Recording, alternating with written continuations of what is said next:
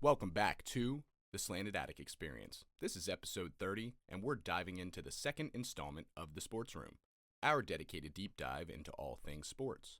From Copa America and MVP voting to NFL contracts, quarterback rankings, and early playoff predictions, we've got plenty to cover. Joining me today are our Sports Room regulars, Liam and Graham, along with a special guest, Adam. Liam, a die-hard Philadelphia sports fan and WVU grad, Liam grew up watching his teams win it all and then break his heart soon after. These days, lacrosse has taken over as his sport of choice, and he's all in on the PLL's rise. Graham, raised in North Carolina as a Duke fan in the heart of Tobacco Road, Graham took his talents to Virginia Tech, where he became a passionate Hokie. While he keeps up with American sports, his true obsession lies in the EPL, where he supports Brighton Hove Albion. Adam, a lifelong Cowboys fan and Virginia Tech alum who takes his football seriously, especially in fantasy. The only problem? His wife keeps beating them in their league, making him question everything he thought he knew about the game. This episode was recorded in July of 2024, before the 2024 NFL season began, so keep that in mind as we discuss off-season moves, predictions, and contract debates. Before we dive in, make sure to stay connected with us. You can find the Slanted Attic Experience on all major podcast platforms. And be sure to follow us on Facebook and Instagram at Slanted Attic for updates and more. Now let's get into it. What's going on, everybody, and welcome back to another episode of the Slanted Attic Experience special series, The Sports Room. Today, we're joined by a guest who has been on the podcast before. His episode is not yet released at the time of this recording, but it will be in the next few weeks. His name is Adam. So if you listen to that episode, you know that he is highly knowledgeable in the world of football, and that's why we kind of brought him on today to kind of speak about his team, the Dallas Cowboys, who, you know, depending on who you are, love-hate relationship there. That's right. But today we're joined by Graham and Liam again, so thanks for coming on here, guys. Appreciate having you guys out here. Today, so we're going to run through a couple of topics here, a couple of sporting events that just wrapped up. Soccer. I am trying to watch the sport a little bit more. I have a lot of people, you know, friends, coworkers, people in my life that have enjoyed the game for a majority of their lives, are very involved in the sport, and I figured why not give it a shot. So I'll start off with a little bit of a brief statement. I only watched a few of the games in the Euros and Copa America. Graham and Liam are a little bit more soccer nuts than I am, so they're going to fill in the gaps for me here. But anyway, the final. It was England versus Spain. Correct me if I'm wrong, but Spain won 2-1 after an early goal. Beautiful pass. I thought Spain worked much better as a team than England did. I had a short discussion with my coworker at work, and he was kind of explaining to me that the players on England were of maybe higher value or higher stature, or played on, you know, higher teams in the Premier League, Champions League, you know, that type of deal. But, you know, they couldn't work together well as a team, you know, to put anything together in that game. They honestly looked a little bit flat to me. But then again, you know, I'm no soccer expert, so I couldn't really speak on that. Spain looked great the whole game. They worked really well together as a team, and they came out on top. So, yeah, I don't know. It was a pretty good game. I watched the entire thing. But No, yeah, it was a pretty entertaining final. I think England overall, they didn't deserve to win the tournament, so I'm glad Spain ended up winning it because they were clearly the best team throughout the entire tournament. They didn't lose a single game. They scored the most goals in the tournament, pretty much dominated everybody they played. And I think England was, even though they made it to the final, they were very disappointing. And they have, like you said, they have more talent than Spain, just especially in the attacking positions. Some of the players that England has are, you know, some of the best players in the world, or are considered some of the best players in the world right now. And they were quite disappointing. And they didn't play, like you said, they didn't play as a team. They didn't play together. It was just kind of, they were almost hoping for one of their top players to kind of come up with something incredible, basically. and they were just relying on that every game. And that's kind of what got them to the final, right? They had the quality players to like make those moments. But in terms of the team structure and everything like that, Spain was clearly the best team. Yeah, I often think like England feels a little bit like an all-star team sometimes, or maybe like if a U.S. basketball team wins bronze or something like that, they're really, really good. But if you watch them, like they don't like look good when they're playing. They're just like not smooth. They don't like play together. I feel like every national team like comes together with like pride for their national team, and they all play together. And I feel like England comes together and like pressure builds up so much. Everyone blames the coach every second. It just like always never works out for them in a tournament. Like even historically, they've won like maybe 1 Euro, maybe two. Like they actually like don't win as much as you like would think they win. For how much England soccer is talked about as well. Like especially Yeah. recently, Spain's won a lot more. They won, I believe, like a Euro, World Cup, a Euro. So it's maybe now their third Euro in the last like 10, 12 years. So like it makes more sense for Spain to win, but I feel like everyone thinks England should win. I also feel like in the final, Spain kind of just like took their moments. Like they like right after half they scored, and then right at the end of the game they scored. So like in two big moments, they just like took them and were able to take the lead. And also another thing to note too, like Spain's best player had to get subbed off at halftime, and they still won. Yeah. So, and he ended up winning player of the tournament too. Rodri is his name. Really? Yeah. What number was he? Would I've noticed him at the game? I think he plays six. He's number I think 16. 16 on Spain. Yeah. Yeah. He's on Man City. Yep. I see. So he's probably the favorite to win the Ballon d'Or right now. Would be my guess. Is With that Ballon d'Or is like the player of the year. is that the for entire like FIFA or like entire sport of football? yeah. Yeah. Gotcha. Interesting question. Like, is there a collective like what's the word I'm looking for? Like commission that votes on something like that, or is it player base, fan It's base? How does it work? journalists. It's journalists. Yeah. Okay. So it's I think a better way to do it would be kind of the way that the NFL does it with the Pro Bowl, where it's like, a third players, a third fans, a third journalists, or something like that. I think that would be more evenly spread out in terms of, getting a more accurate kind of uh, idea of who the best player is. Because a lot of times, the person that won the award may not be the one that was deserving to win it. Sure. Yeah. Might not be the people's man. Yeah. Yeah, I mean, I'm sure as a major athlete, you can win the people's hearts and not the journalists. They can vote for somebody else, and I'm sure one of you guys could pull up an example of that in any sport probably recently. I get hurt every year when TJ Watt doesn't win Defensive Player of the Year. Well, So he should have won it, what, 2 years ago? The year that he got 20, he broke the record, or he tied the record, right, for most sacks he had like in a 22 and a season. half last year and like 2 picks.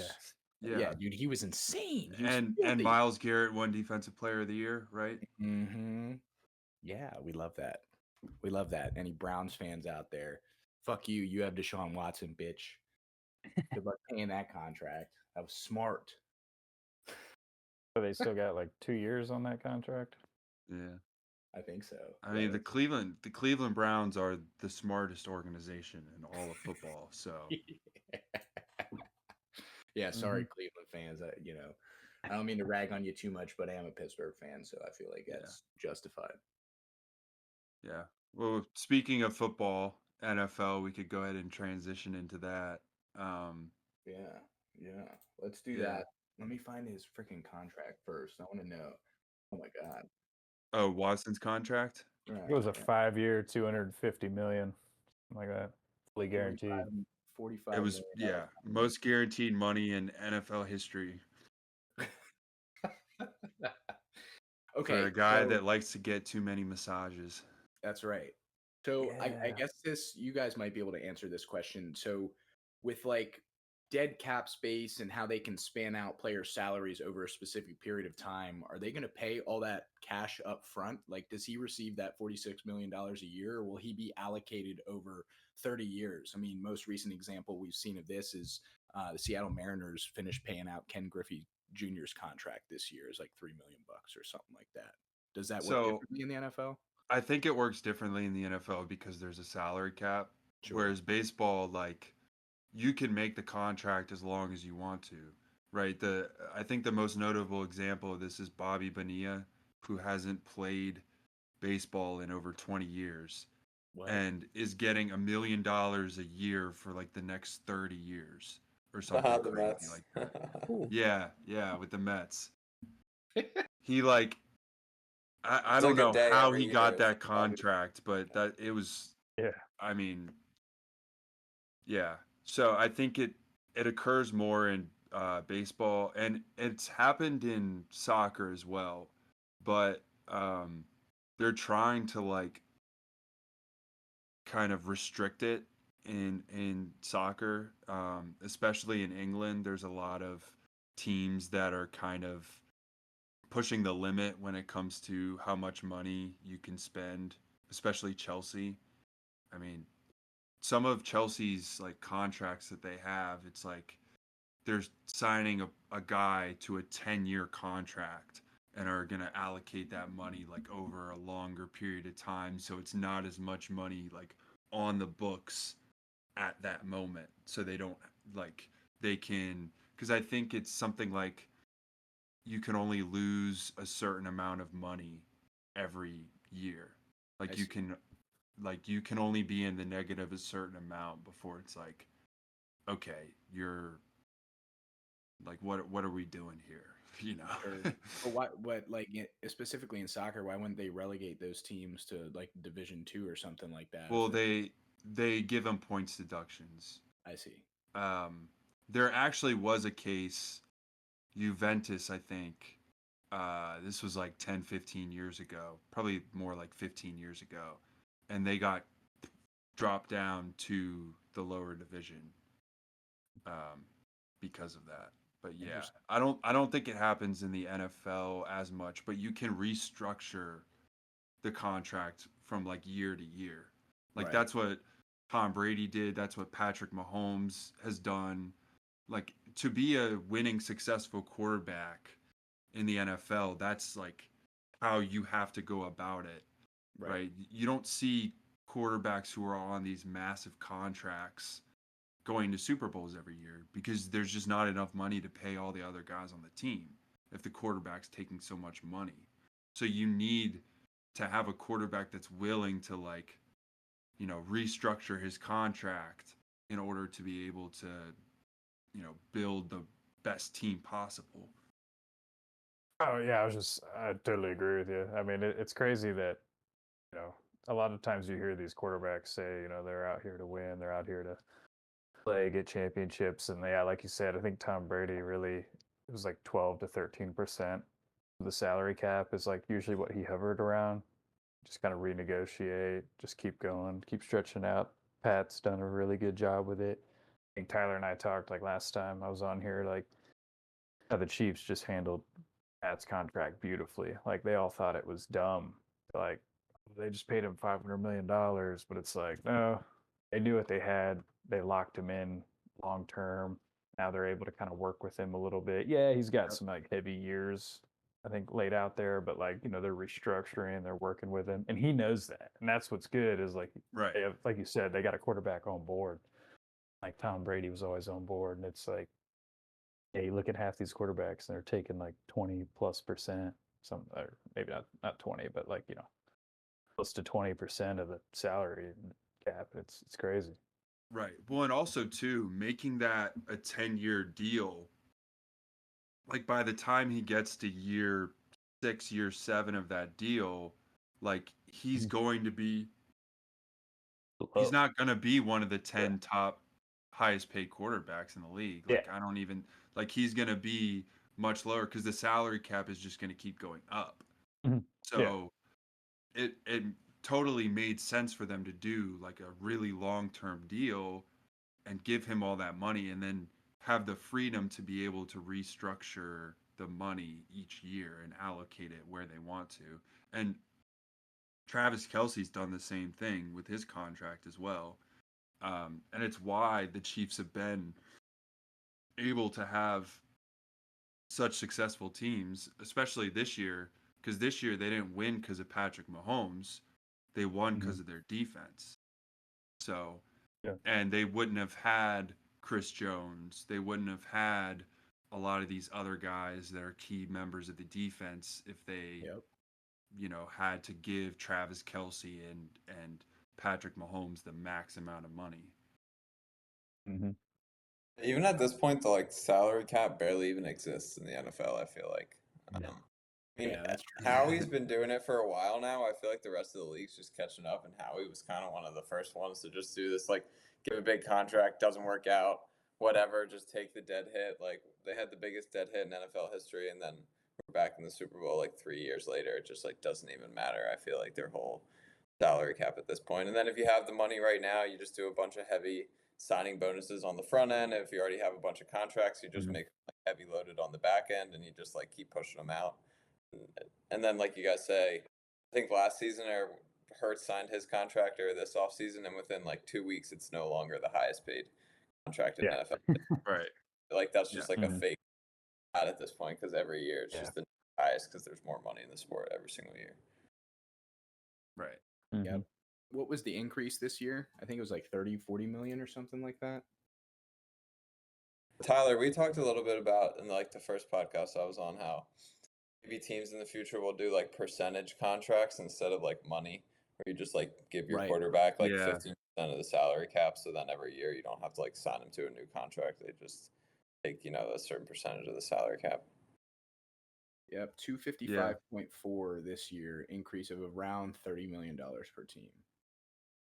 Yeah, I mean, so if it's going up $30-40 million a year, yeah.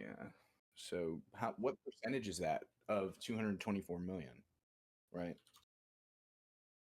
What, 50 million a year? That's a 13.4% increase, which is kind of wild year over year for salary cap, I feel like. Yeah. One thing I did want to bring up about the NFL, and this might ruffle Adam's feathers a little bit, but the top 10 quarterback list just came out, I think 4 days ago, and it was the executives, coaches, and scouts, voted on top quarterbacks. And I'll just run down the list really quick, and then you guys can kind of tell me what you think. So Patty Mahomes, of course, number 1. They got Joe Burrow at number 2, Josh Allen 3, Lamar Jackson 4, Matt Stafford 5, Justin Herbert 6, CJ Stroud 7, Aaron Rodgers 8, Jared Goff 9, and Dak rounded it out at number 10. I feel like Dak. I feel like the most questionable on that list isn't even Dak. I would I understand Stafford CJ. Herbert, yeah. Well, Stafford Herbert, but I was gonna say CJ at 7. I feel like that's a little high. He's a great player, but that's a little high. I feel like it's definitely just off that this season. I feel like kind of off his last. Yeah, it's definitely too early.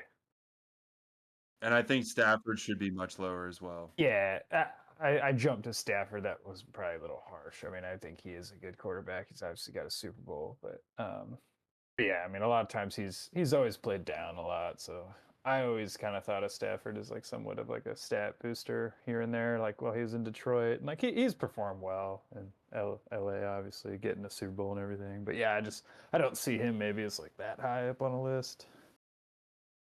Herbert, yeah.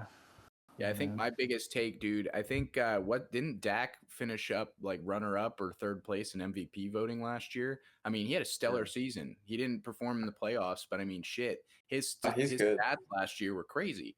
I mean, he deserves to be above at least 3 of those guys, I think.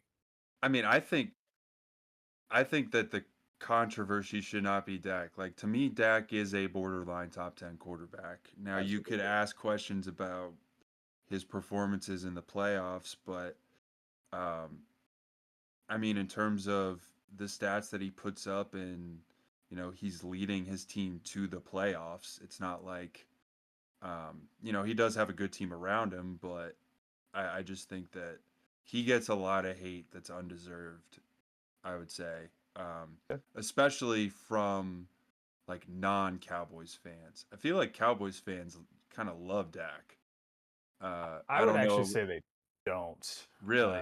Most Cowboys fans that I know, they're ready to move on. But I Yep. actually appreciate him. First of all, I think he's like a pretty good guy. Hopefully, I know.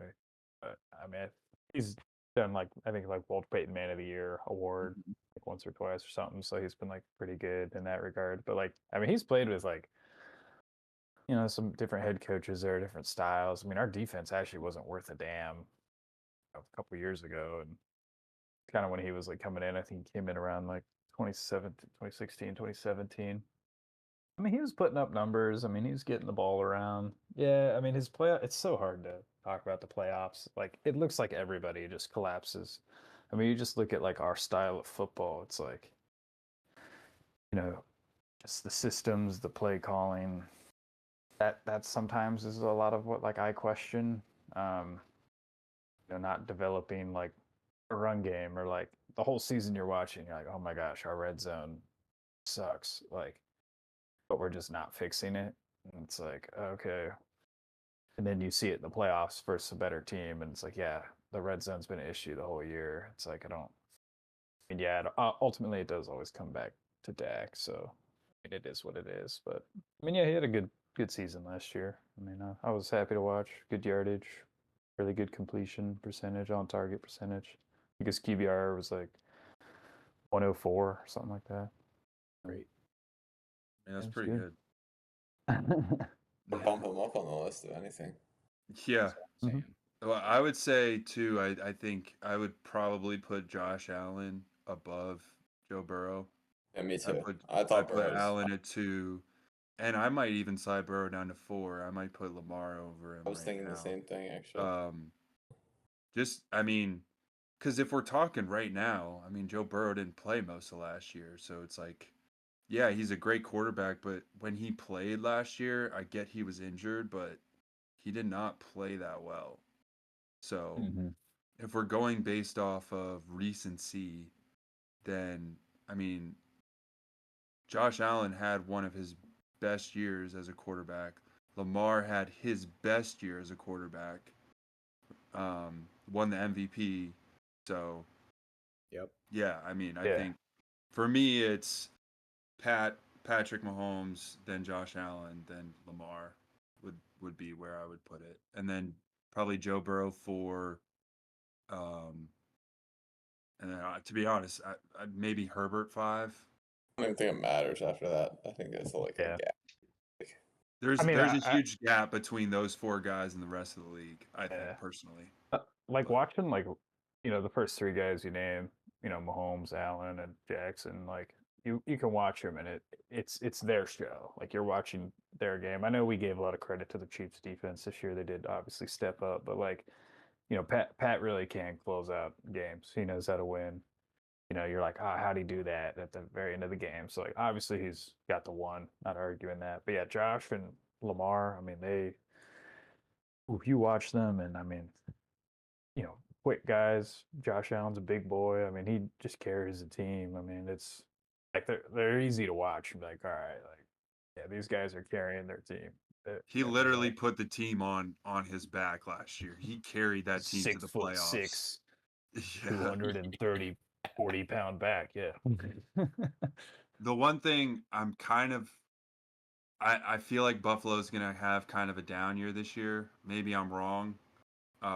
I feel like they're gonna rely a lot more on their running game this year because I think Mhm. they're gonna feed James Cook the ball a lot because they really don't have the weapons on the outside. I mean, they traded Stephon Diggs, Gabe Davis left in free agency. I mean, who's their Yeah. number one receiver right now? Would you say like Deion Coleman. Keon Coleman, maybe Shakur? Um, but Yeah. yeah, I mean they just don't have a lot of weapons on the outside, so they're going to rely a Yeah. lot on their running game and then their tight ends too. They got 2 nice tight ends.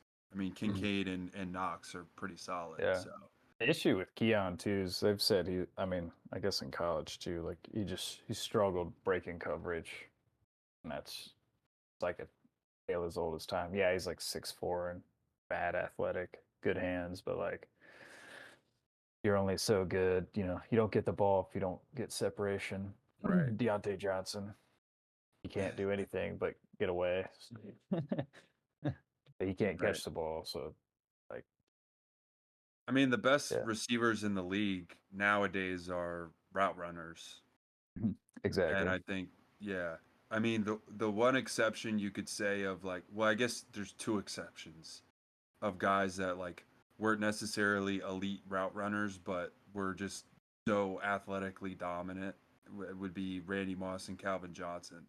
Like they didn't need to run a route. It was just Mhm. run and we'll throw you the ball and you Yeah, catch yeah. it. Both those guys had insane speed, Yeah. straight Yeah. down speed. So I mean, yeah, Speed and that's like physicality, yeah. yeah.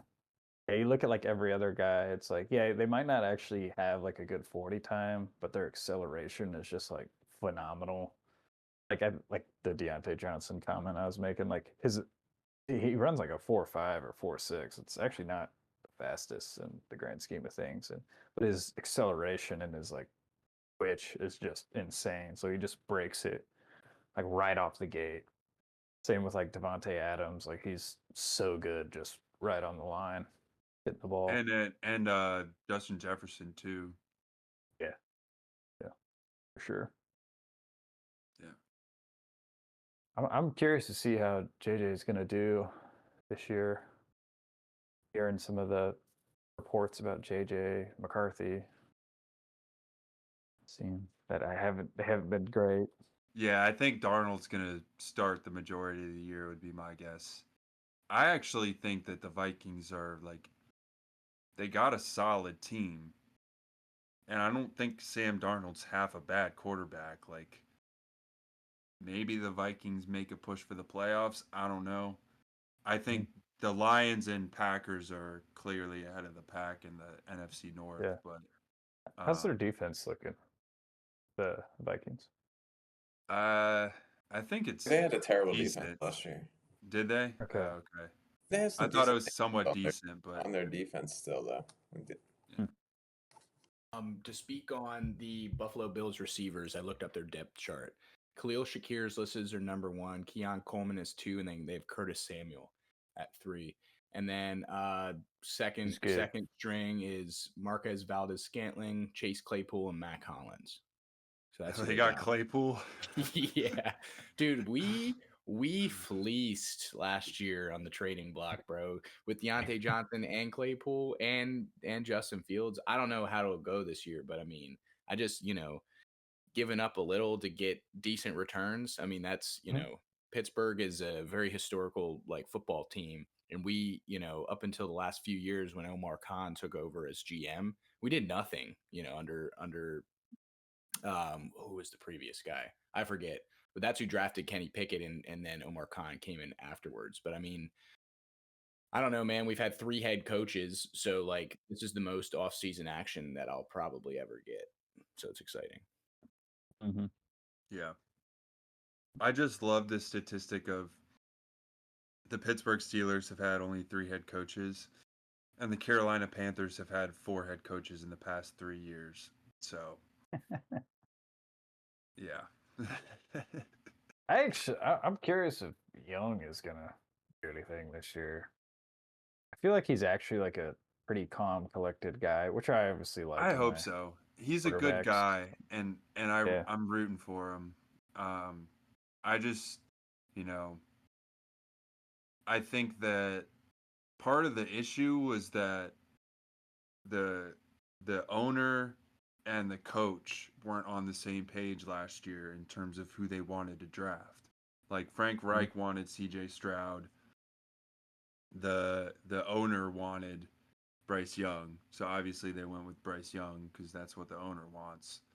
But then it's like, well, the coach didn't want that guy, and then he has to coach a different guy, so Right. it kind of And then creates a little bit of imbalance. And then you have to bring in another coach, and you hope he can get the best out of Bryce Young. And Yep, and even I worse, think it's a I slap in think the he'll face. he'll because be a Stroud's solid so good. quarterback. I think he's one of those guys that needs a couple years.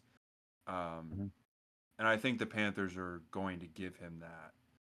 It's not like a New York market where it's like you get 1.5 years, 2 years, and then you're out. It's like Sam Darnold never had a chance. Zach Wilson, I mean, he was never up for it, but Zach Wilson never had a chance either. It's like there's some places like that you go where it's like you have to perform immediately, and if you don't, then You know where else is you're that gone. market, Where? Liam? Philly. Oh, Philly. Yeah. Not a lot of patience. No. But I mean, it's worked out for you guys. I think the last couple of years, I think your team's been incredibly solid. You signed AJ Brown and Devontae Smith to extensions, right? Yeah, both of them. They've kind of just decided not to like linger around anymore. I feel like if somebody doesn't work out, even if they're signed to a big contract, it's just time to move on. If they're bad, if you really revisit it, they also absolutely robbed the Colts on that trade for Carson Wentz. Like it turned into all this stuff like Devontae Smith and AJ Brown or all these like little things just based off like second round picks and first round picks that they received in the trade and everything like that. Like I'm surprised anybody even took that contract. Wentz at all. Yeah. What about Hurts? What are we feeling on him this year? Was he injured last year? I feel like he severely underperformed the second half of that season. Yeah. I think the whole team's vibe was just off last year. So I think last year's biggest problem was not winning the Super Bowl the year before because last year's team was just not nearly as good as the year before. So I think not winning, then the expectation was that we had to win. And they just weren't going to be as good. Yeah. And then I think I mean, I was just saying, like, I mean, I mean, y'all were like 10-1 though. Like, I feel like vibes in the locker room were probably pretty good. Yeah, and then it just went to For most of the shit. season. It Yeah. just went to shit. most of the season, like the fans weren't very happy. Like if you actually watch the games, they like were not like Yeah, I mean, because win. y'all were They were not. It was not winning football. Like you were doing things Yeah. that was just terrible, and it was frustrating. But yeah, because obviously, y'all like were then winning you have games, AJ but Brown, Devontae Smith, and Hurts, and they just like make something happen in the last 2 minutes of the game, and you win. yeah. Mm-hmm. I also think that losing Kelsey is going to be huge for y'all. Yeah, I think that's gonna hurt. I think it's Yeah. going to hurt a lot. I think Luckily, that, it's center though. It's usually an easier well, position to fill, right? Well, I think uh, so because it's usually experienced like right left guard that takes over center. You don't usually draft Yeah. a kid and put him right at And we center. do have right, Jeff but Stoutland. yeah, that's true. And y'all still have a solid O line. I mean, Mylato, Lane Johnson, Christian's a beast too. yeah. So I mean, Landon Dickerson, yeah. I mean, y'all have a solid O line still, but I think that like there might be you might not have the same like ability to do the 4th and 1s anymore because that I was agree. kind of Kelsey's bread and butter. Push. Yeah. Yeah, the tush push. I'll be We happy got to Saquon watch though, so that go. it's all good. Just give it to That's Barkley so now. fucked. Did you guys watch the Hard Knocks? Jeez, A man. bunch of idiots. I could have told you 3 years ago he was going to be an Eagle eventually. I can't believe that. Did you guys see it? I haven't No, seen, I I haven't didn't watch watched the it. Hard Knocks. Oh, So. oh my god, it's I on just seen the HBO. little clips. Yeah. Yeah. I mean, like Oh, I normally watch them, but I just haven't. dude, Never it's had to. just Was so it dumb. was it They're just the Giants fumbling the bag? Like yeah. they should have signed him and they had the ability to and they just didn't. They had the ability to like 4 or 5 times. I mean, his agent literally came back in after he got the offer from the Eagles, and he was like, "Hey, he'll stay here if you guys match this or give us a good, good value." And they're like, we can't afford it or some shit. And then they go off and sign some dummies. I don't know, man. It's just that front office, I whatever. mean, I love it. So it's just hilarious. Yeah. Yeah, poor Ben. Yeah. Kind of owned the Giants in my lifetime for some reason. So I don't really know why. Eli Manning had like a terrible record against the Eagles. I was sad to see him retire. Yeah, Daniel Jones is a lot better. He almost had like a 99-yard touchdown run against us, but then he trips on nothing. I forgot about that, dude. Oh my god. Hilarious. I wish I had video on the podcast so I could play that clip for everybody. Yeah, Eli was 10-23 against the Eagles. Wow. 10-21 maybe. Terrible. 2-0 in Super Bowls against the Patriots, though. Yes, he was. Yep. Dude. The stat that matters. That's right. I remember in college when Graham showed me America's Game on YouTube. I don't know if I brought it up in the podcast before. I probably have, but greatest YouTube series. I guess it was probably on NFL Network or something of like sports. Other than The Last Dance is probably my favorite. But then America's Game, phenomenal. I mean, interviewing the players, walking you through the entirety of the season. You know what happened, what went wrong, all these championship teams, and like what contributed to their success. Was it a collective of phenomenal players? Was it a work hard, very driven attitude in the locker room? Inspiration by crazy public figures or coaches, I don't know. But phenomenal. They interview a bunch of the guys. I just remember Graham showing me that in college. So highly recommend that. But I did watch the I forget what year it was. Was it like 2006 or something when the Giants beat Brady, and it was with Strahan, I think, and it was like a random ass team, and they no business being in the Super Bowl against fucking Tom Brady, and then lo and behold, man, that was the David Tyree catch, wasn't it? Yep. Yeah, I think it's every year they had one for each Super Bowl team. So whoever won the Super Bowl that year, they would kind of do a story like on that team, kind of show footage like from the year, and then interview like a bunch of the players after the fact about it. Yeah, it's really cool. I haven't gone through every single one of them because that's kind of, I mean, it's what, like 57 Super Bowls. That's kind of a lot. That's a little too much. But yeah, I mean, they were really good. I watched a couple of them like on teams from the 70s, like some of the Pittsburgh Steelers teams. Those were really good ones. Yeah, I watched 2005 and 2008 every once a week. Yeah, so speaking on that, I mean, I think a lot of times it like comes down to like obviously the coaches and just like the grit that your players bring.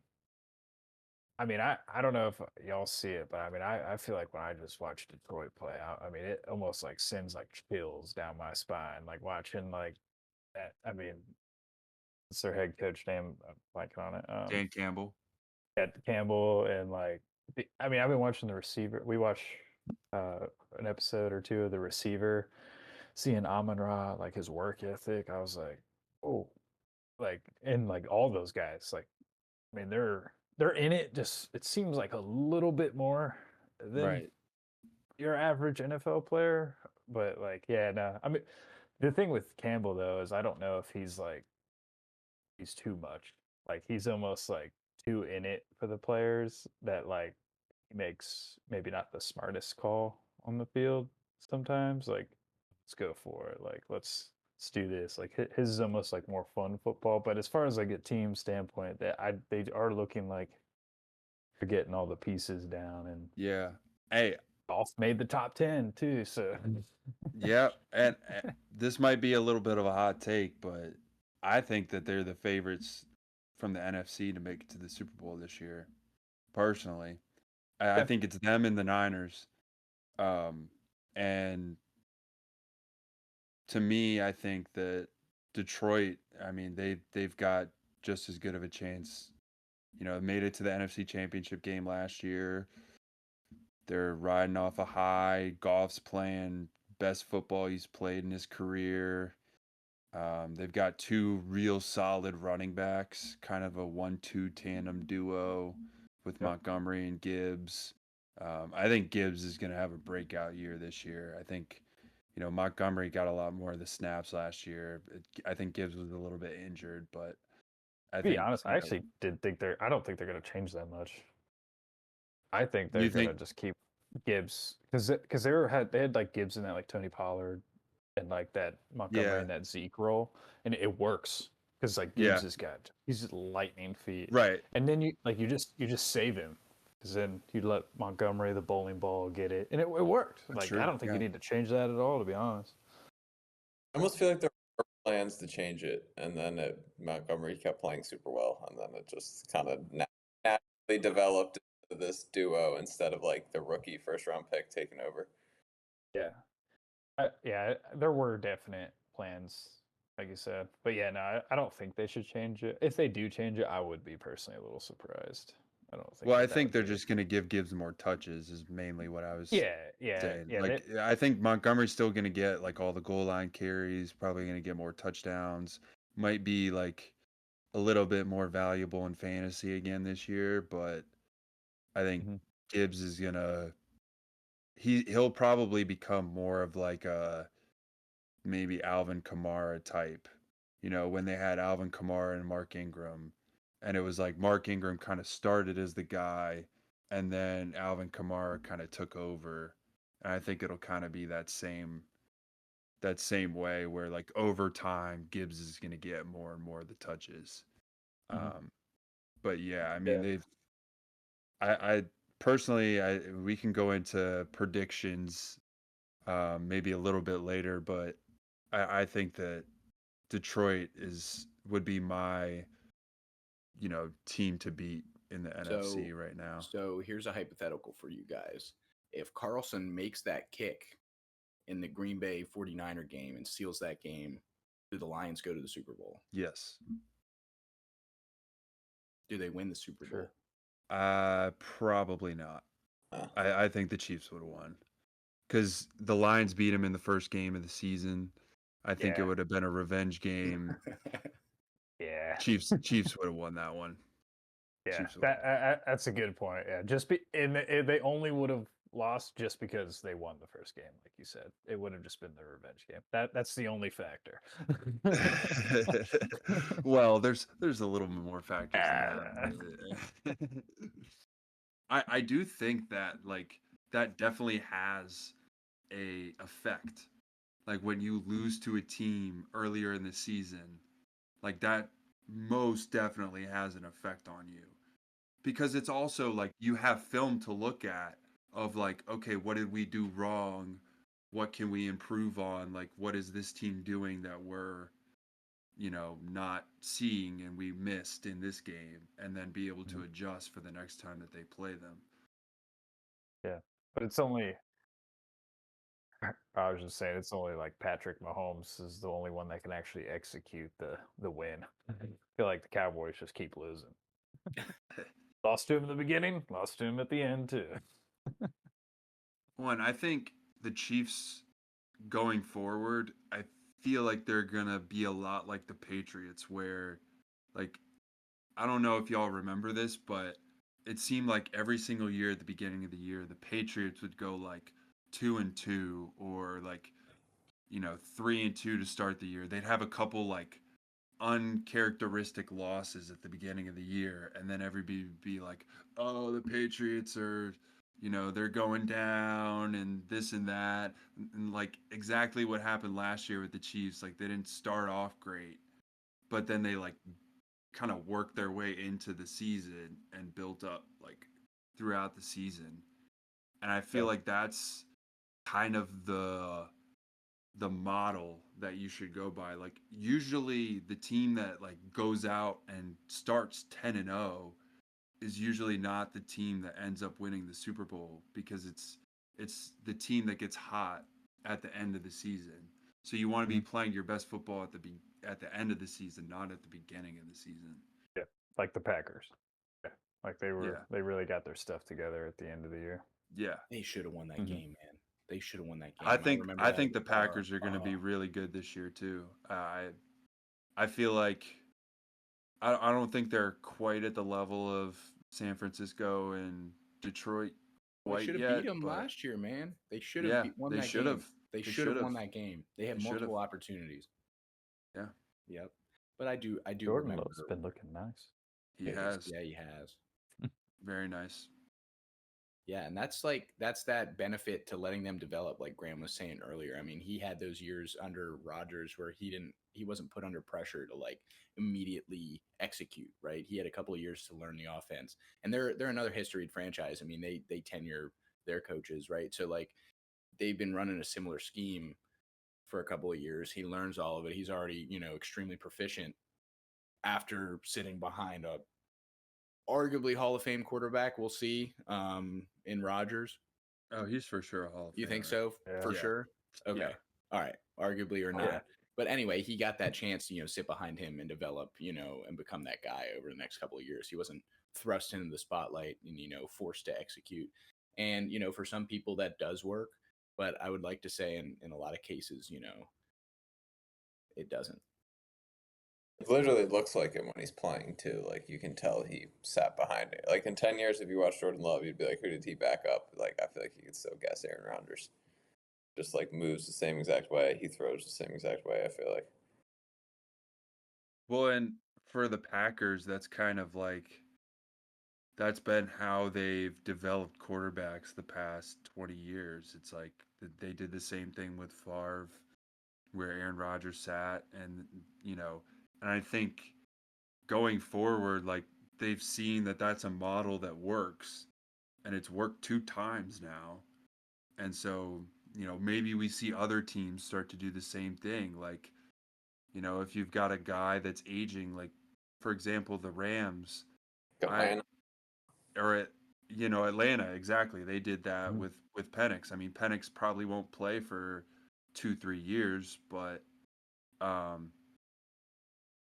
just having that ability to develop behind a guy that's like a top 15 quarterback, a professional that's done it for 10 years, knows all the system, is able to kind of teach the guy as he's going up. And also, I think too that, the media kind of put pressure on it, but I don't think there was any pressure within the Packers organization in terms of like, when is Aaron going to leave? It's just kind of like, well, when he's ready to leave, he's ready to leave. And then Jordan Love is ready to step in. Like, it doesn't necessarily matter, Mhm.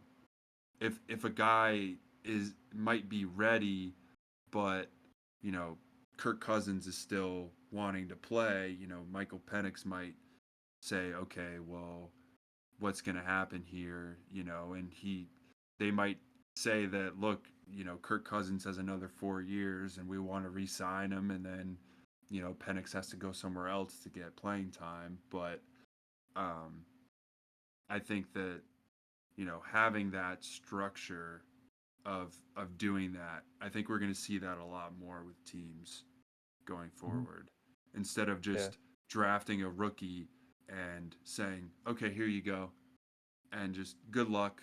You got like 2 years maybe, and if you play like shit, we're just gonna draft another guy.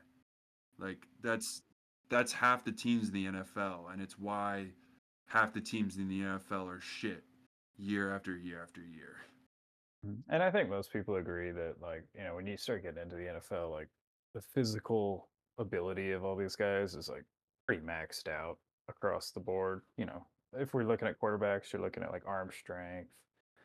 They have obviously more statistics that aren't physical, but it's like arm strength, wide receivers, like speed, quickness. Like a lot of it is pretty close. And it's like, it's all really comes down to like their mindset, you know, after a year or like coming out of college, like they're on top of the world. They're the best in college and they come into the league. Like I think receivers are like a great example. They usually start, but they start their rookie year, but they give time to grow. They can have those off games because the game isn't put on their shoulders. It's like, oh, like still got 1,000 yards this season, which is awesome. Or like, you see a lot of rookie receivers get like 800 yards. I think like CD was like right around a little under 1,000, I think, his rookie year. I could be wrong, but Yeah. it's like guys like that. It's not, they're not all worried about it. And he was behind Amari Cooper. Like they're not at the spotlight. They got time to grow. They can have off weeks, and they're not getting grilled in the media. And it's Right. like, and like these rookie quarterbacks, like you throw them in there, first of all, a lot of them are using like the college style offense, so like that's already a big curve. And then all of a sudden they got to come and command the whole team, and it's of course they got the skills. I mean, like half of them already do, but it's just they just ruin their confidence and they look like idiots out there on that first year. And they make a few mistakes. I think like Zach Wilson, like I don't think he had like skills necessarily, maybe, but like he kind of made himself look a little funny watching him because like he panicked. He's running around the whole time, and the media's grilling him. He can't really get away from it. It's like, you just can't let your rookie quarterback go through that. So that's why I mean I Right. agree. Like I love letting them develop and just working from there.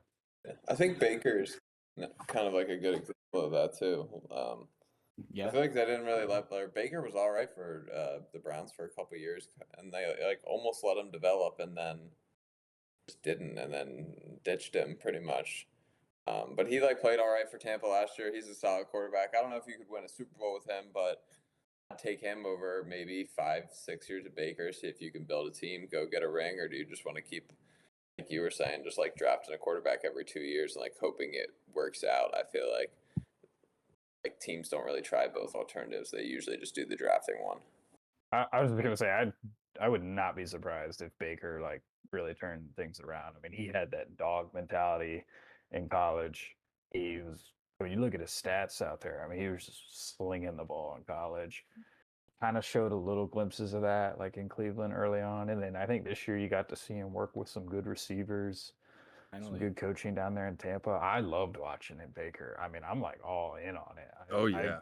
I love the guy. I think he's awesome. I think he's funny. And yeah, I mean, because he won a championship, right, in college, didn't Yeah. he? Did he win? No, he won a Or Heisman. no, our Won a Heisman. That's what it was. Yeah, Sorry. Oh yeah. Well, never mind. Maybe I take that back. But I was gonna say he was used to win. I just had a picture of him holding up something. I was like, man, he won something, didn't he? Yeah. Yeah, I think if he was still on Cleveland, Cleveland would be Super Bowl contenders. That's my personal opinion. Dude, Cleveland's defense is nasty. Cleveland's defense is nasty. They have the best defense in the league, or at least they had the best defense last year. They've got Chubb, and Kareem Hunt. I mean, Chubb gets injured quite a bit, but or who's the guy? It's not Kareem Hunt anymore. Who's the guy last year that came in? He played pretty well. Who's their backup? It was like Isaiah Ford, maybe. Yeah, that's who it was. He played fairly well for him last year, stepping in. But yeah, I mean, I think personally that it was a total mistake by Cleveland.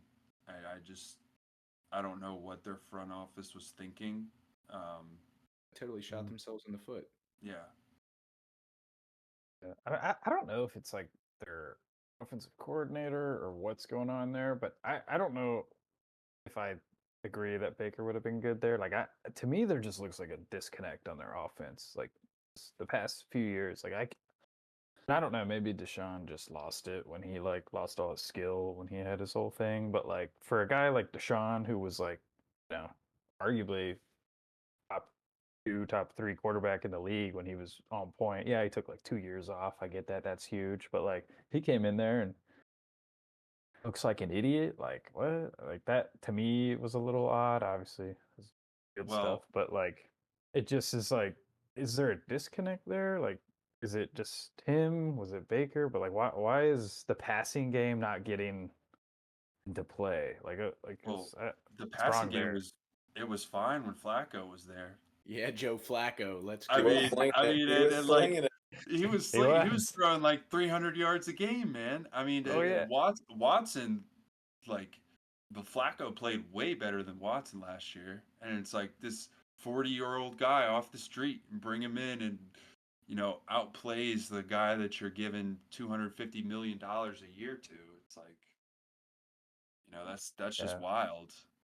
Because I think a lot has to do with Watson. Like, he just doesn't seem. I don't know if it's like he's not getting the offense, or there's just a disconnect between him and the rest of the team. I mean, I don't know what it is, but even when Brissett was playing, Brissett wasn't bad, and Flacco came in, led the team to the playoffs. I mean, I don't know. Yeah. It seems like it's more Deshaun Watson than it is like, because to me Kevin Stefanski is a pretty good head coach. Um, I think at least like the fact that he had 3 different quarterbacks last year, or maybe even 4 start. I can't remember. Still ended up making the playoffs. Like pretty good. Mm-hmm. But Yeah. I gotta go, guys. You guys can keep going, but I gotta go eat dinner. So. All right. Well, appreciate Graham hopping in for an hour here, and we'll wrap it up in the next 15 minutes or so. But yeah, Graham, it was a pleasure. Always having you on. Appreciate you taking the time out of your day. For those of you out there, Graham kicks ass. He helps us edit too, so I want to give him a shout out there. He's been pulling a lot of the weight. So thanks to Graham, and go enjoy your dinner with the fam. Yep. Sounds good. See you guys. Yeah. Great talking to you. Hey, Later, Graham. bro. So one thing I did want to kind of talk about, to Adam's point about Cleveland offense being out of whack. I mean, they've been in the AFC North for a long time. Pittsburgh's been in the AFC North for a long time. I've watched a lot of, Cleveland football, and their offense has not been good for a while. Yeah. I mean, 20 years probably. Mm-hmm. So there's that, you know what I mean? They've been shit. How do you rebuild, grow from that? I mean, their defense was phenomenal last year. I mean, those guys are nasty. But I mean, you can give up 13 points a game, but if your opponent scores on average 15 a game, I mean, you're going to lose games, Mm-hmm. Yeah. It's like a little understated how hard it is to get it right, I think, because obviously Sure. not every team gets it right every year, just like offensive scheme wise and everything like that. But then on the other hand, I feel like there are other organizations, for whatever reason, they just like have a vibe. Even like the other examples, I feel like Pittsburgh and Baltimore always have like really, really good defenses. They could be the worst team in the league, but I still feel like they would have a top 5 defense in the league. And for whatever reason, Cleveland just like does this whole quarterback fiasco. Like everybody does it, but nobody does it like Cleveland. You know, you got guys with like the 20 names on a quarterback jersey. Like for some reason, they just can't figure it out and find a quarterback and figure out their offense and like be stable. And I think maybe you don't think they're related, but if it's the same owner doing all these things for 15 years with all these different quarterbacks, maybe that trickles down and just affects like the room and the team and all those kind of things. Yeah, man. I mean, we saw it with the Steelers in the mid 2010s, right? We built up this insane offense with, we had Rashad Mendenhall at first, and then we signed Le'Veon Bell, or drafted Le'Veon Bell. We had Mike Wallace, like the Antonio triple Brown, Bs or whatever, right? Yeah, dude. And we had this killer offensive team, but guess what? We tried it out for 6 years, 5 or 6 years. It did not work to any means. And guess what happened? We're back on the defensive train. We have a very good defense, and we're working to maintain that. I mean, that's the problem, I think, with Cleveland, right? After you get it wrong for so long, when are you going to learn from your mistakes? You know what I mean? Like, it seems ridiculous to me that over and over again they keep making the same mistake, especially in a professional like sports organization. Like, how do you not have resources to pull people that are smart, right? Like fucking Jonah Hill from Moneyball. Find one of those dudes, get him to analyze your stats. You know what I'm saying? Like, I don't know. I feel like at what point do you not have the money or resources to find people that will help benefit you? Mm-hmm. It's just the politics of football. Just tricking the guy above you that you're valuable, I guess. Nobody knows who's not valuable. Yeah, true that. Where the problem really lies, I guess. That's with everything, though, I guess. Yeah, true. I mean, we can get in ethics and morals on another podcast episode. But I kind of wanted to, go through the divisions, pick a couple teams, chat about that a little bit, and then we can round it out with the MLB All-Star game that just happened last night. It is Thursday, I believe. Yeah, so that happened yesterday. So let's start with the AFC. I'm excited to get to the NFC East, so we'll do that one last, just so you guys can hash it out. I'm excited for it. But anyway, we'll start with the AFC East, which is Bills, Dolphins, Jets, Pats. What do we think? Bills. Bills. Yeah. Okay. Over the Dolphins. See if Tua can do it. I guess I don't. I'm just gonna ride with Josh Allen. I think. Yeah, I've seen Tua underthrow the ball too much to trust him in And even though the a Eagles important won that game, situation. I recently watched like the Bills Eagles highlights, and Josh Allen is just insanely good, actually. So I just take him. Like he's such a beast. Yeah, he's Yep. crazy. And then Jets might bounce back a little bit with Rodgers on the field this year. I don't know. He brings a lot of politics. The Jets is kind of how I view them. So All right, and then the Patriots are kind of out of it, I think. How many wins? Over under win total on the Pats? 4? Oh. take that over. I'll give them 5 or 6 maybe. I might so? take the under. They were 4-13 last year. Last year. I think they need to develop some more. Is developing Go under on firing that. Bill Belichick one of the greatest coaches of all time? I don't know. We'll see. I mean, big shoes to fill, but they hired from within, so the Pats have been successful. We'll see. Mhm. All right, let's go AFC North. Ravens, Browns, Steelers, Bengals. Ravens, baby. I think I'll take Baltimore too. Yeah, I'll probably take Baltimore. I do think Pittsburgh's going to make the playoffs, though. Some way, some rhyme or reason, we're going to win at least 10 games somehow. And Russell Wilson is going to be the Super Bowl 58 MVP. Yeah, I'm curious if Bengals, because I got it up in front of me too, just to look at them too. So they finished bottom. Mm-hmm. I'd be curious if they did that again. It'd be very interesting. I think they repeat last in the division. I mean, if Burrow's healthy Tough this division year, too, yeah. I mean, Yeah. everybody in this division is capable of winning 10 games. for sure. Yeah. Like I know we're dogging on Watson and everything, but like, yeah, I mean, like we said, their Browns have a pretty good, well-rounded team, regardless of Watson, and I mean they'll win games. So yeah, Burrow's down not to healthy, and Come down to the division games probably. Mhm. Yeah, and guess who was best in the division last year, baby? 5-1. We're 5-1. Isn't that crazy? We beat the Ravens twice. Wow.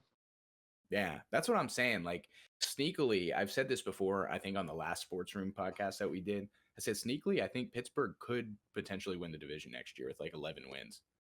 My take would be I Somehow. think Justin Fields is going to be your quarterback and not Russell Wilson. But I think Russell start at least, what did I say before? Like 6 or 7 games. I think he'll start at least probably 5 to 7 games before they put Fields in there. I think it was part of the contract stipulation too that they were able to get him so cheap is that he had to be the starter first game of the season. So who knows? that I'm just riding Baltimore. sounds like Russ. But yeah, I mean, it was interesting. We didn't pick up Fields' option. So, I mean, if he plays really well, I'm inclined to think that we'll sign him. So, Yeah. Who knows? It's a win-win situation. Yeah, and maybe I'm just looking too much into the fantasy thing, but Baltimore with Derek. Yeah, true. I forgot Doesn't about that. sound good for anybody involved. And then they had Zay Flowers, real good speed off the line. Like, Did lose he had. Yeah, we got him now. He's good, I think. Yeah, That'll be nice. That'll be nice. But I think, yeah, Derrick Henry's a little scary. I think we can all agree on that. But, dude, somewhere or another, it happens once every couple years. Pittsburgh wins both games, and maybe we exhausted that by winning both last year. But if we beat the Ravens twice, that drastically increases our odds, winning the division. Now, do I think it'll happen? No. Did I place a bet on whether it will happen or not? Maybe. So I'm really very much rooting for Pittsburgh to win the division, but I think the chances are slim to none.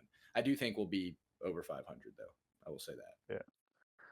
Yeah, I mean, like, Lamar, for how good Lamar is, he's actually always the most clutch. Yes. In those big-time situations from what I've seen personally, but... Yeah, and that's his big weakness. I mean, and now last year, I think he did do much better. I forget how Baltimore lost in the playoffs. I don't remember who they lost to. They lost to the Chiefs, didn't they? They got mollywopped, right? Probably. Yeah, that sounds right, I think. Tyler, your camera is out of focus on. Yeah, I know. It's pissing me off. We're not recording video. It's audio only because my computer sucks, so I don't have the capabilities to do so. Unfortunately, I'm sure everybody out there would love to see you guys' lovely faces and Graham's when he was here earlier. They lost 17-10 against the Chiefs. I guess I remembered it being worse than that. Did they score like the very end? Game summary. We're checking. Travis Kelce. Oh no. It was all in the first half. Kansas City was up 17-7 at halftime, and then Tucker hit a 43-yard field goal with 2 minutes. They might have like fumbled out of their own end zone or something in that game, Baltimore, like for a touchback late. Yeah, what was that? Might have happened. Well, Isaiah Pacheco 2-yard run, so maybe it was off of that. Yeah, I don't know. But yeah, I think it's fair to say that Baltimore is going to win that division. Let's go to the AFC South. This one's kind of interesting. Texans, Jags, Colts, Titans. Yeah. You think Texans? Yeah. I mean, yeah. I mean, I like the Texans the most out of the bunch. I don't know if I can get back on the Lawrence train. He's kind of disappointed me the last couple years. I agree. I think the Colts have a great shot with Anthony Richardson coming back. I mean, Gardner Minshew was able to kind of cook on that team last year towards the end. And if Anthony Richardson is anything they are hoping he is, could be surprising. I don't know if he is. Some of his film kind of worries me. Like a lot of times with these rookie quarterbacks, sometimes you'll just see them like, no one has any film on them. So that first year, sometimes they get away with a lot. Right, and they look better than they are. Yeah, Stroud looked phenomenal, so I think he'll be fine. I mean, he was just dropping dimes like the whole time, so you can only do so much against that. Richardson probably had some pretty open throwing lanes and then took advantage of some good running lanes. I mean, fantasy-wise, I think he just like scored like some running touchdowns, so people were kind of all in on that train. I'm not too sold on him personally, but we'll see. I don't know. I didn't see enough of him last year to kind of form an opinion on that. I just listened to ESPN radio a lot because I drive to job sites, and those guys are always talking about drama. That's my thing that pisses me off about those radio shows. It's like all about like what'll get the most listens or views or clicks. They don't really go through in-depth analysis of like teams or like, how you think a player looks. It's all about, this kid got a DUI or these players are suspended from the team or contract negotiations because they're talking about salary and money. And I think it really depends on locker room environment, inspirational figureheads, like you were saying with Dan Campbell, that could rile a team up. Are the Lions extremely talented? I think so. But, without a coach that leads them into battle, right? Like who are you, right? Like you got to believe that guy's, looking out for you just as much as you like the players are for him, right? You got to be a player's coach. So yeah, I think Texans will win. D'Amico Ryans is coach. I'm on board with the Texans. I want them to win. I think they'll come out on top. All right, so AFC West: Chiefs, Raiders, Broncos, Chargers. I wanted to. Oh, go ahead. The lock. Yeah. Well, what do we think about Harbaugh coming in? I guess he wins everywhere, so he probably, if we give him enough time, I guess he'll be successful there. But they're going to be second in the division. I mean, I don't see Denver doing much against them, nor Raiders really. I think Chargers are doing good.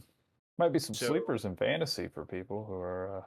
Yeah, that's what I'm saying. We should do another episode on fantasy, like flat out, maybe a little bit closer to the season and release it right before it starts. I think that would be fun. But Raiders, who do they have at quarterback? Gardner Minshew, I think they signed. And then who do the Broncos have? Are they starting Drew Lock? Or Lock's in Seattle? No, they just drafted Bo Nix. Oh, that's right.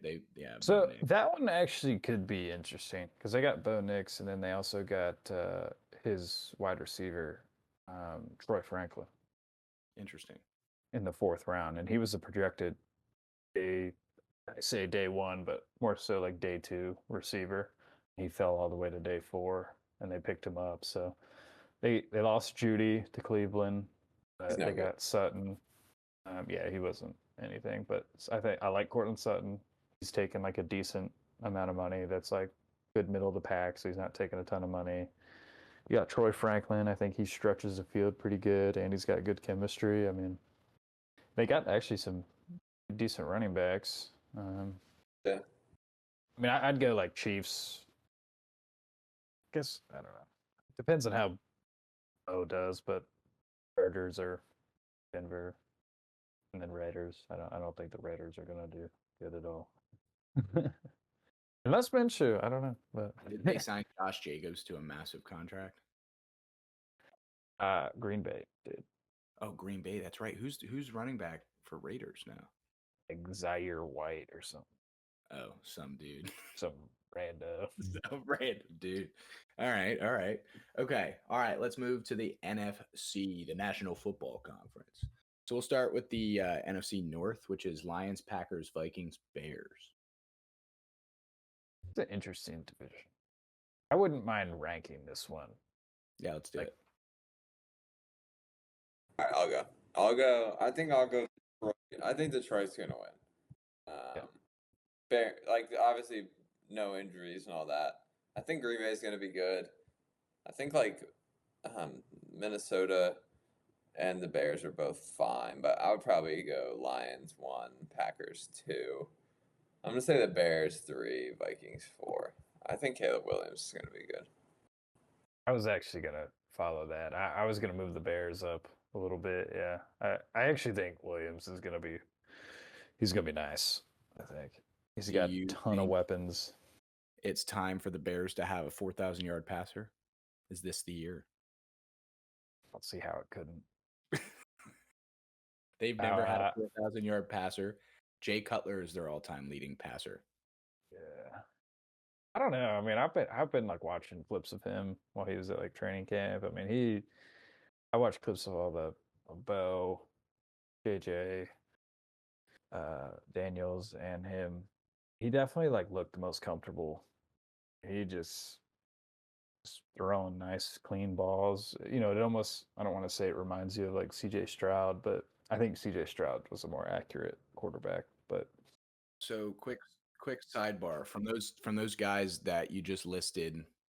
Where are we at? Did the teams make correct decisions kind of in those top like 6 quarterback slots? You said you watched a lot. I did not. I just listened to what they said during draft day, on the radio, whatever. I didn't actually watch those guys. What's your take, Liam? I don't know if you watched any as well, but I'd like to hear what you guys, have to say. I think Jaden Daniels solid. I mean, I would have taken Caleb where he went, of course. I think you kind of have to. Jaden Daniels is phenomenal. And like there was an argument for Jaden to go above, but like just being the Bears, like you just had Fields, who was more similar to Daniels' play style. Like I think it was justifiable to go take Caleb, move in that direction, give that a go. He's good. Commanders, I think they got their guy with Daniels. Absolutely, you're going to see another like RG3, but probably better, maybe healthier. I don't know. And then I don't know about May. What I've heard and seen, this the guy that played a lot of sports. I mean, I'm not like best or whatever, but when I see athletes struggle with like form consistencies, I get really worried. Mm-hmm. And that's what you see with, yeah, like guys that look like they do something different every now and then, or like, oh wow, his arm swing doesn't look right this week. Like when you see that, I don't see it as much of like a repetition issue. I see that as a big mental issue. Like something's not clicking. I experienced it personally, and that's why when I see guys that have it, I'm like, oh yikes! Like not a good headspace. And I think that May could have that. I don't know. So I don't feel great about him. I like the JJ pick, I guess. I think you want to let him develop.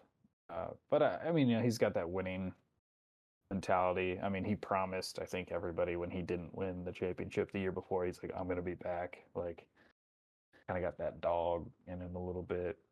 I think he can maybe get some finesse on the ball when he throws it. I think he'll be all right.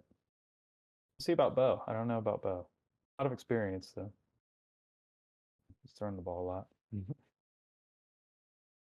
Can't say I watch like a ton of film or anything like that, but I really only think Williams is going to be like I think Williams is the only actual NFL quarterback out of this whole class, if you ask me.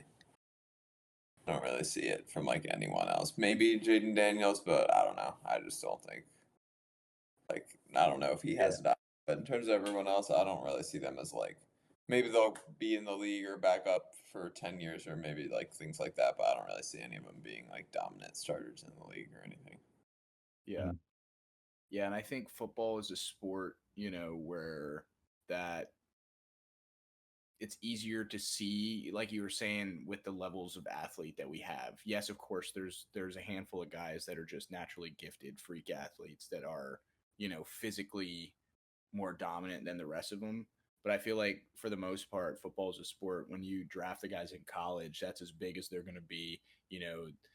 Their arm strength, their form is going to be pretty much solid. I feel like coaching a quarterback in the NFL is about teaching them, how the league works, how to situate yourself, 2-minute drills, all kinds of game time situation. And maybe you guys think differently, but like I think that's what sets guys apart. And I don't know if these aptitude tests really test for that. I'm not really sure if it's like basic knowledge or if it's directly football knowledge. I don't know how that works, but like that's something I would definitely implement if I were, having these guys pre-draft visiting my organization or my facility. I give them a test on how to read specific defenses, tell me what formations are, like tell me what the best, if the defense lines up like this, what are your best opportunities to audible in, with what you have on the field, right? Like I think all that situational stuff is extremely important. That's what makes Patrick Mahomes incredible. I think that sets him apart from somebody like a Josh Allen, who's just extremely physically gifted and is just a freak athlete and just insane at the sport of football. Incredible game manager. He knows where everybody is at all times. I mean, he's just ridiculous to watch. Yeah. You know what I mean? So Mhm. I think, really developing the guys and, giving them a chance, like we were talking about earlier, is huge for quarterbacks. Yeah. So we'll see. And that's what I don't know about like JJ. It's like I'm excited for his opportunity. I've seen some like inconsistencies like with his passing. He hasn't passed a ton, but he's from his passing, he seems to have read real well. He makes the right calls. He has a really high like completion percentage. Obviously, that's probably shorter passes, relying a lot on that run game at Michigan. But like, he seemed like a guy that managed, read well. I'd be curious. They've been saying that he's been adapting to the playbook real well, which has been nice. They've been releasing clips on Daniels though, like he's like on the whiteboard, like writing plays, and they got the head coaches like making him erase stuff and like fill it in, and he's like turn around, he's like, read me the exact play you just wrote, and you know how long those NFL plays are, like, Oh yeah. and like they're like change this, change that, keep that, leave that, change this, and then they're like turn around, and he's like, tell me the play now, and he's like, don't look at the board, tell me, and like he gets it, and it's like, all right, wow, I did not know about that about Jaden. Like he seems like he's actually got a pretty good little head on his shoulders as far as like football knowledge. I'd be curious see how that plays out. Well, let's resume the last three divisions here, and then I'll let you guys go eat dinner or whatever you're doing at 8:23 on a Thursday night. I guess we're all on the East Coast here. Sometimes I have like Hunter and Luis on their West Coast and Mountain Time, so that shit's always super late. I gotta do podcasts like 9 p.m. All right, let's do the NFC South. So we got the Bucks, Saints, Falcons, and Panthers. $1. I might go Atlanta. Yeah. Yeah. little Kirk He's action. solid. I know he gets a lot of flack, but I actually think he's pretty good. Me too. He wins. Yeah, no Hey, doubt about that. Yeah. I did shout out Baker earlier too, though, so now I feel like I might have to pick Tampa Bay. Yeah, man. Yeah, man. I like both those teams. Well, with Arthur Smith leaving Atlanta and coming to Pittsburgh, I think that's big for both teams. I think he's much better in an offensive coordinator slot. We saw his success with Derrick Henry and Tannehill in, I think it was 19 and 20 or 20 and 21. So I'm hoping that translates to a lot of success in the Pittsburgh organization. Then again, he didn't play Bijan Robinson. That's going to be nice having a good running back this year, right? You got a guy like Kirk who's a veteran. He knows how to spread the ball around. He knows how to win. I think he's a good teammate. And you got what's his face, Pitts. He's nice. And then, do they have any good receivers? I think it's a solid London. team. Yeah, Drake London's not bad. He's a good player. Yeah, so I think they have a lot of room to expand and improve this year. So that's I think a notable underdog team in the NFC South. Although I'm with you, I think the Bucks. Yeah, they're definitely the favorite, I would think. Yep, and then we'll go to the NFC West: 49ers, Rams, Seahawks, Cardinals. I hate the Niners, but I guess I think they've retained a lot of their team this year. Have they? Yeah, I feel like they're pretty much the same squad. I'd probably go SF again. Yep, absolutely. I think there is some drama with Ayuk though right now. I think that's what's going on. He wants more money than he's worth. So I'll take him. Yeah, get him out of there. yeah, Take him. Actually, I don't know if I want him out of there. I don't want Debo. I don't want to give him the ball anymore. I thought that was a mistake, not giving Debo the ball more. Every time Absolutely. he had the ball in his hands, I felt like he was gone. He's so, Yeah, well, you have somebody like McCaffrey come in, and he's like that flex receiver as well as a running back. So I think that actually takes the ball out of a player like Debo's hands too much, in my opinion. But then again, you have Christian McCaffrey, so it's hard to argue with that. he's all right. Yeah, dude, he won me fantasy last year, pretty much. And the fact that you lost in the semifinals to Mitch. Yeah. Mitch won because you you would've won. fantasy. I was taking names last year. You don't need to get into. Yeah, that'll be the pre fantasy draft. We'll do one before we draft, and then after we draft, maybe like a month into the season or something like that. That'd be fun. All right. Yeah. Well, we'll round it out with the NFC East: Cowboys, Eagles, Giants, Commanders. Taking the Birds. Getting the Cowboys, baby. Obviously the Eagles. I really think it's a 50-50 shot between the Cowboys and the Eagles, to be honest Come on, with you. pick one, Tyler. I don't think the Giants or the Commanders are going to be contenders. I think it's going to be who wins either head-to-head matchups more, that goes 2-0 against the other team, or they do better in the division. I really do. I think it's going to be another 11-6 and 12-5, or 11-6 and 10-7 type of year, or 13-4 and 12-5. I mean, whoever wins is going to be one game up, guaranteed. Dallas won last year, so I don't. That's think right. So they can't win again. repeating. That's right. So my choice is going to have to be Philly. Sorry, Adam. I don't know, man. Y'all didn't look too good at the end of last year. I'm trying to look at y'all's schedule. We're still stacked. Brand new offensive coordinator, new defensive coordinator. We'll be all right. What's Brian the streak Johnson was a nightmare. in the NFC East? Is it like 20 years or something like that, where there's not been a repeat winner? Yeah, 03-04. Yeah, so 20 years. So we did it. The Birds did it. I got to go with history. And they added Saquon. Yeah, dude. That acquisition of Saquon, I think, is massive. And I think we're going to miss Hassan Reddick, though, a lot. He's a monster. And they're going to miss Fletcher Cox, too. Fletcher Cox was still producing. That's my boy, Fletcher Cox. Isn't Hassan Reddick still kind of available in the market? I thought whoever y'all traded him to don't want to pay him what he wants. I think he's in contract. I think he'll play this year and then opt out is my guess. I see. It was the Jets, right? He just got sent over there, right? Yep. Hey, we got Zeke back. Y'all are dumb. Oh, I forgot. Good luck getting to that. I ain't worried about no Dallas Cowboys. I ain't worried about the Dallas Cowboys at all. We got Mozzie Smith after a horrendous first year last year. He's coming in. Good tackle right there. Y'all ain't making it through. Saquon's gonna hit a wall right there. Dude, I think Saquon's going to be filthy. I think you needed to get rid of offensive coordinator. DeAndre Swift was great for you guys last year. I didn't see the need to go out and get Saquon, but I can see why you did it, honestly. I mean, barring injury, he's one of the most talented backs in the league. Mm-hmm. I would have happily taken Swift back. Well, dude, he's not playing on that MetLife turf anymore, bro. He's going to be chilling on real grass in the link. We forgot to mention him with the Bears, too, Swift. Oh, he's on the Bears? Yep. Good signing, I thought. Yeah, he was nice. I don't understand why Lions got rid of him in the first place. I guess they drafted Gibbs, didn't they? Yeah, and then he fumbled for them, too. I think he had some fumble issues in Detroit. Mm-hmm. Interesting.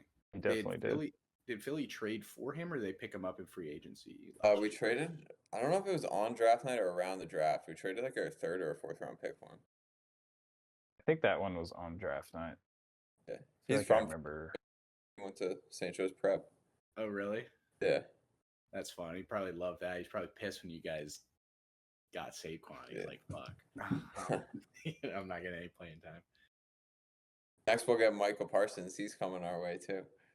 Oh, God. That's my next prediction. He's going to be an Eagle at some point, too. Yeah, it'll break my heart. Oh, man. A Penn State Could you imagine? connection. Yeah. Fair enough. Yeah, he's wicked good. He's sick. Yeah.